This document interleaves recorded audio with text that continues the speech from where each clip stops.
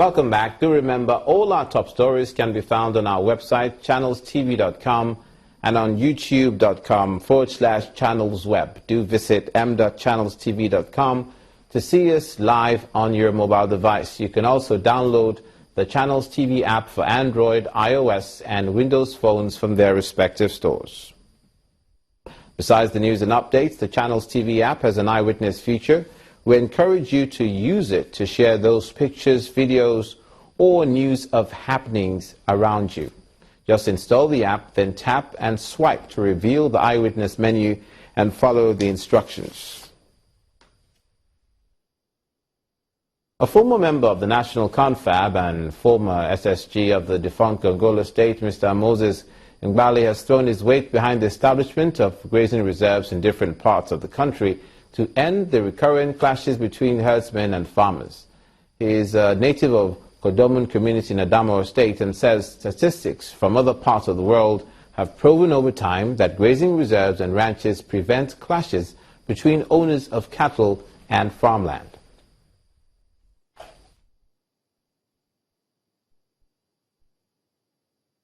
I was in the national conference, and I remember raising that motion that instead of grazing reserve, we should establish ranches. And the reason is very simple. Once you establish grazing reserve, you must create cattle routes. So which means perpetually cattle must be moving. And as long as cattle will be moving, there will be conflict between graziers and farmers. But once, even in developed countries now, if you travel out, you find that what they have ranches. You know, in the olden days, the Wild West, the cowboy days, they went about plundering because they can go anywhere. But now, with ranches, you don't hear about Wild West again. Nothing like that. Even in Mambila Plateau, mostly you don't hear about crisis of grazier and farmer because most of them, they have their ranches. So ranches will solve the problem. And joining us on the studios on News Across Nigeria today is Mr. Sholadoye Iwajomo of the University of Lagos. You're welcome to the program. Thank you very much. It's my pleasure. What do you think? Are you in support of Mr. Ngbale's opinion? Well, I quite support what he has said, and the reasons are quite straightforward.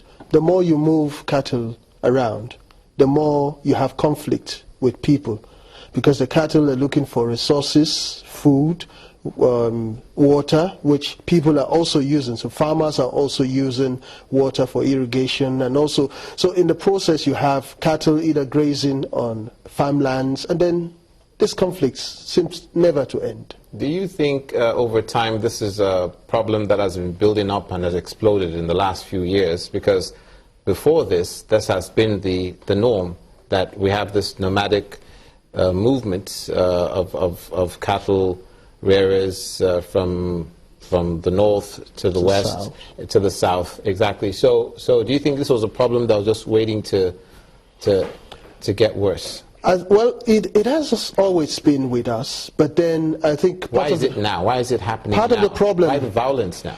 Part of the problem we have now is because we have increase in population within urban centers, and then you have agricultural intensification moving a bit more to rural areas. So more and more of our rural areas are being converted into agricultural lands, and these are the same places where these cattle rearers have often come to graze. So you have conflict. So it's a mix of different factors that are involved. You have population increase, you have increase in food demand vis-a-vis increase in agriculture, and also you have the need for protein and all that. So people are constantly in touch with one another, farmers and herdsmen.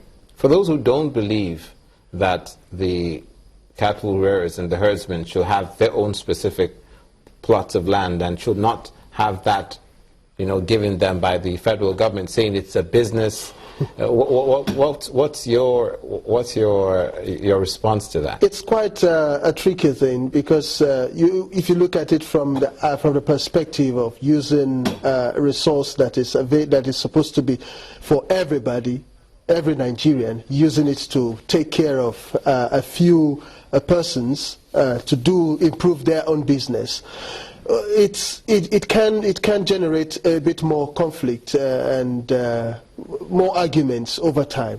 So I would rather go with the ranching system. Perhaps we could adopt some sort of system that is a mix between ranching and grazing.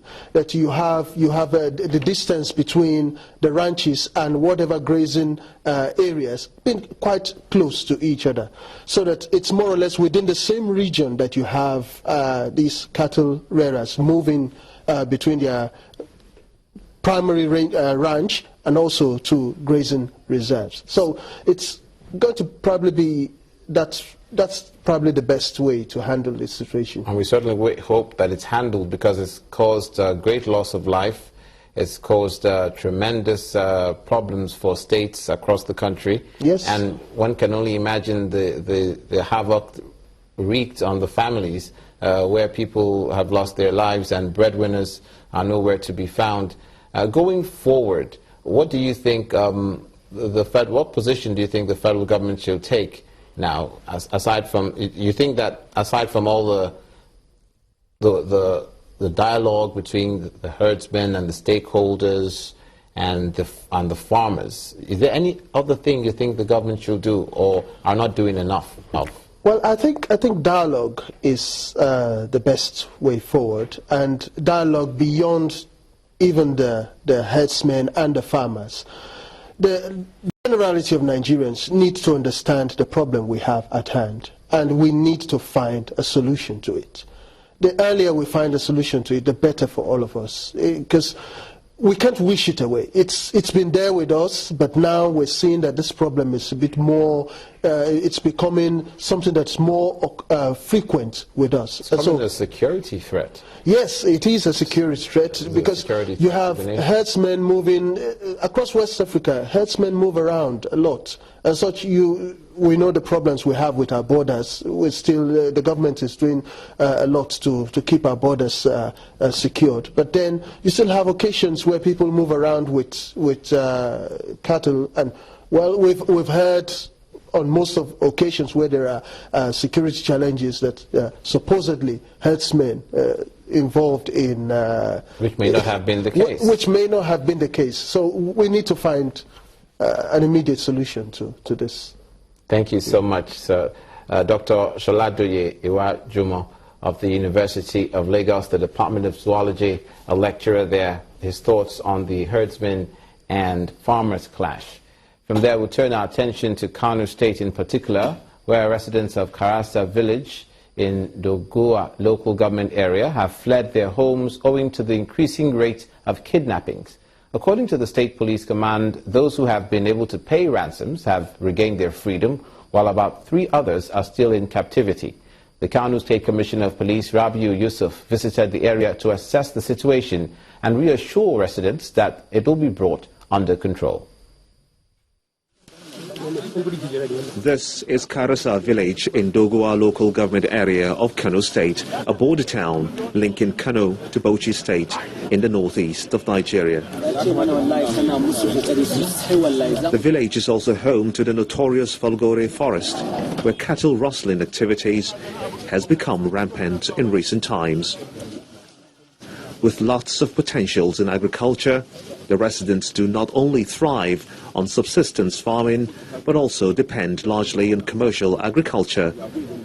Cattle rustling in the community have turned out to be more of a curse now than a blessing.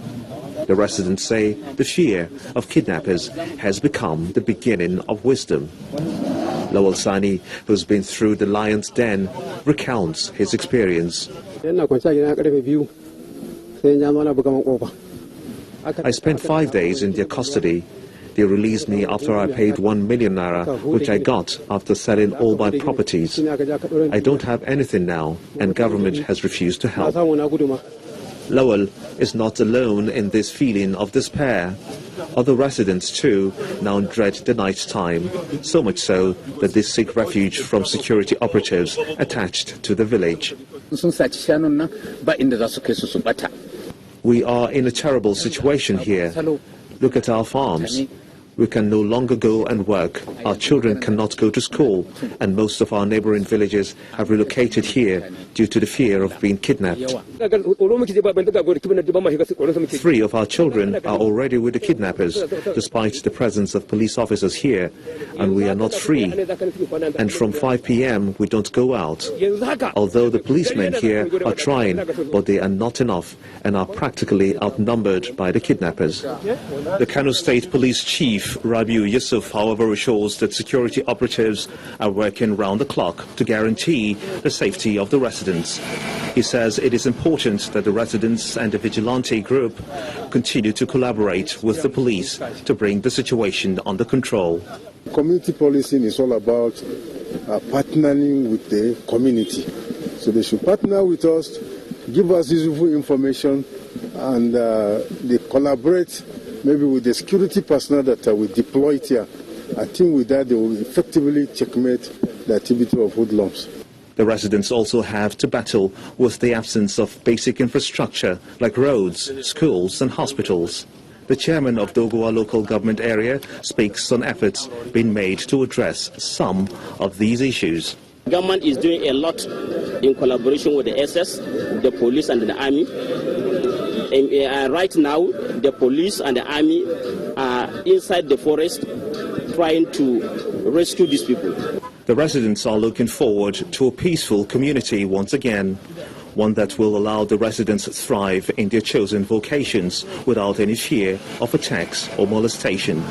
That way, they can also contribute to boosting food supply in the state and, by extension, the country.